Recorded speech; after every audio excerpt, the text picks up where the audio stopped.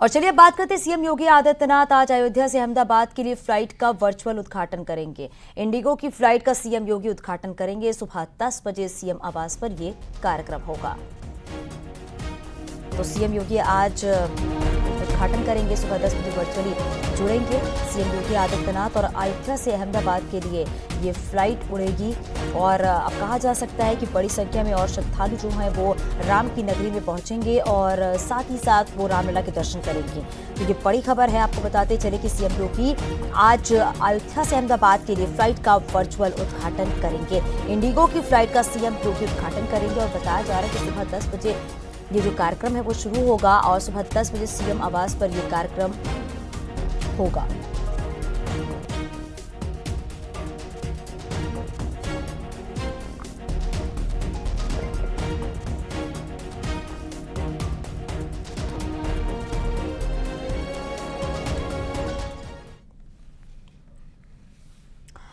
खबर लखनऊ से है। आज लखनऊ में सीएम योगी और बीजेपी के बड़े नेताओं की बड़ी बैठक होगी। इस बैठक में अयोध्या को लेकर चर्चा हो सकती है। इस मीटिंग में तरुण चुंग मौजूद रहेंगे और बताया जा रहा है कि सुबह 11 बजे ये बैठक होगी।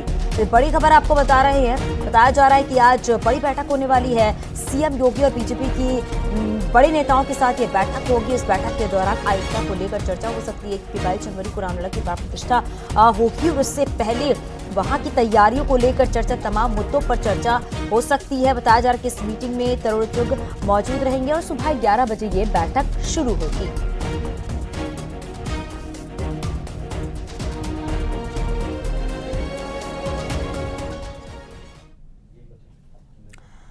मंदिर निर्माण समिति के अध्यक्ष नृपेंद्र मिश्रा और विश्व हिंदू परिषद कार्याध्यक्ष आलोक कुमार आरएसएस प्रमुख मोहन भागवत से मिले हैं और राम मंदिर की प्राण प्रतिष्ठा के लिए आमंत्रित किया है। मोहन भागवत को 22 जनवरी को रामलला की प्राण प्रतिष्ठा में शामिल होने के लिए औपचारिक रूप से न्योता दिया गया है।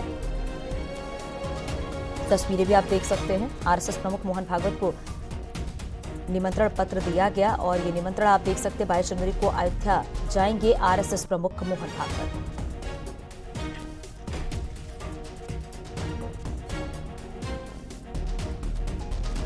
सबके मन में स्थापित हुआ है। उसके कारण संपूर्ण देश का वातावरण मंगलमय बना है और ऐसे में हम प्रत्यक्ष वहां पर उपस्थित रहेंगे, उस प्रसंग को देखेंगे, उसमें सहयोगी बनेंगे।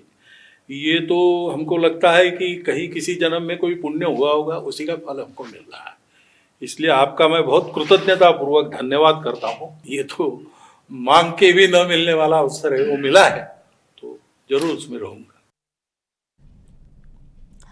22 जनवरी को अयोध्या जाएंगे लाल कृष्ण आडवाणी और प्राण प्रतिष्ठा में शामिल होंगे लाल कृष्ण आडवाणी।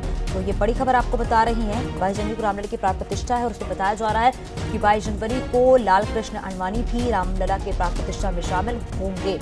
तो देखिए, तमाम जो भी वीआईपी हैं वो 22 जनवरी को अयोध्या नगरी में मौजूद रहेंगे, राम नगरी में मौजूद रहेंगे और रामलला की प्राण प्रतिष्ठा के लिए अब बताया जा रहा है कि लाल कृष्ण आडवाणी भी वहां पर मौजूद रहेंगे।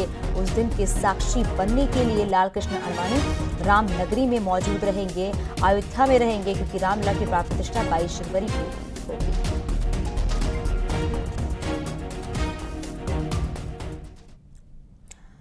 रामलला की प्राण प्रतिष्ठा से जुड़ी खबर आपको बता रहे, कांग्रेस ने राम मंदिर का निमंत्रण ठुकराया है। प्राण प्रतिष्ठा में नहीं जाएंगी सोनिया गांधी, खड़गे और बताया जा रहा है कि प्राण प्रतिष्ठा में ये नहीं जाएंगे। अधीर रंजन भी प्राण प्रतिष्ठा में नहीं जाएंगे। तो रामलला की प्राण प्रतिष्ठा से जुड़ी ये खबर आपको बता रहे हैं। बताया जा रहा है कि कांग्रेस ने राम मंदिर का निमंत्रण जो है वो ठुकरा दिया है। अब बताया जा रहा है कि रामलला की प्राण प्रतिष्ठा में सोनिया गांधी नहीं जाएंगे, मल्लिकार्जुन खड़गे भी नहीं जाएंगे राम मंदिर की प्राण प्रतिष्ठा में। वहीं अधीर रंजन चौधरी भी रामलला की प्राण प्रतिष्ठा में नहीं जाएंगे, क्योंकि जो प्राण प्रतिष्ठा की निमंत्रण है उसको कांग्रेस की तरफ से ठुकरा दिया गया है। देखिए किस तरीके से 22 जनवरी को रामलला की प्राण प्रतिष्ठा होनी है, उससे पहले तैयारियां जोरों पर है। निमंत्रण पत्र दिया जा रहा है, लेकिन जो कांग्रेस को निमंत्रण दिया गया है रामलला की प्राण प्रतिष्ठा में शामिल होने के लिए, वो निमंत्रण जो है वो कांग्रेस की तरफ से ठुकरा दिया गया है। यानी कि अब कांग्रेस की तरफ से सोनिया गांधी भी, मल्लिकार्जुन खड़गे नहीं जाएंगे रामलला की प्राण प्रतिष्ठा में। वहीं अधीर रंजन चौधरी भी प्राण प्रतिष्ठा में नहीं शामिल होंगे।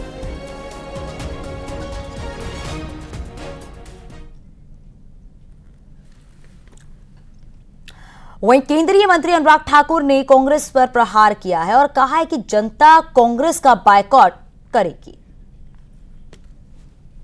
कांग्रेस का चाल, चरित्र और चेहरा कभी नहीं बदल सकता। ये वही कांग्रेस है जिसने भगवान राम को काल्पनिक बताया था।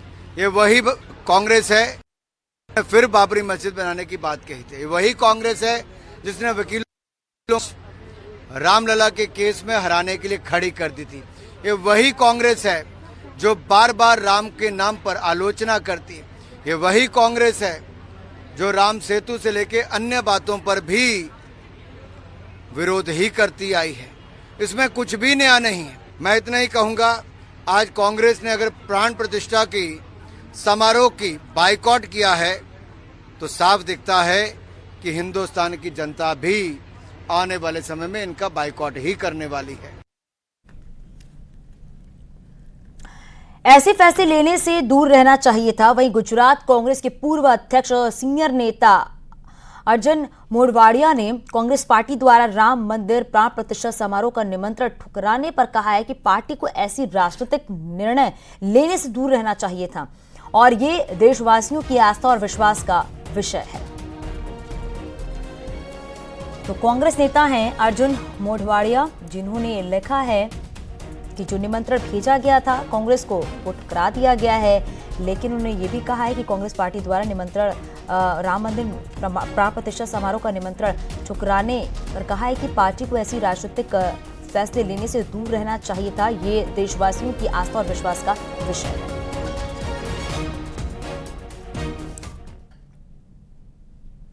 22 जनवरी के दिन प्रभु श्री राम के प्राण प्रतिष्ठा से देश का हर नागरिक खुश है। कानपुर में सिख समाज ने प्राण प्रतिष्ठा को लेकर बड़ी तैयारी की और इसलिए यूपी के 2000 गुरुद्वारों में दिया जलाने के लिए राम किट भेजा जा रहा है। तो आइए देखते हैं सिख समुदाय के राम किट में क्या क्या है।